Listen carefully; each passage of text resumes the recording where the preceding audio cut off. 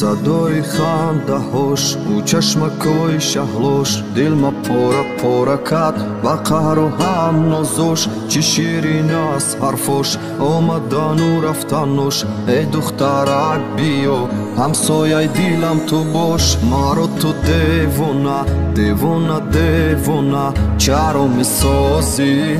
ای دختری همسایه بیا بشویم سایه. سر بیمون روی زانوی ما با سوشو نزنم آن زلف و آن ابروی. دختری همسایه چرا تو کم نمایی؟ مگر از من بدجایی؟ بگو تو در کجایی؟ فکر دوری تم شو جایی؟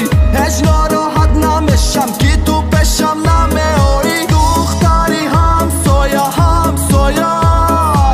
چرا تو کم نمایی؟ مگر از من بدجایی؟ بگو تو در کجایی؟ فکر دوری تم شو جایی؟ هیچ ناراحت نمیشم که تو پیشم نمیایی.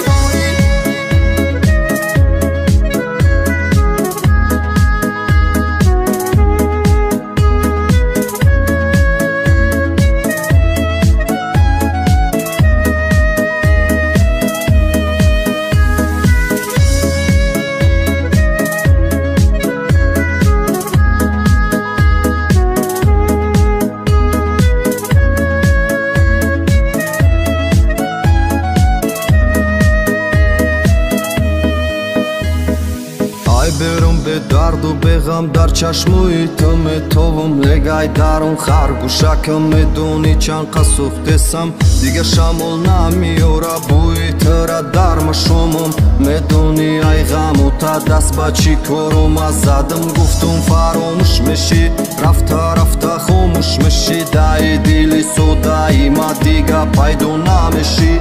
مثل برف و بارون شید بر سری ما توفان شید. ای دختری همسایه با دردم دوا نشید. دختری همسایه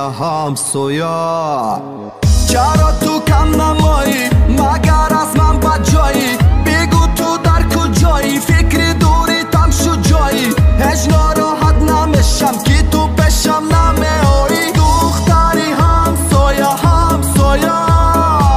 چرا تو کم نمایی؟ مگر از من بدجایی؟ بگو تو در کجایی؟ فکر دوری تم شو جایی؟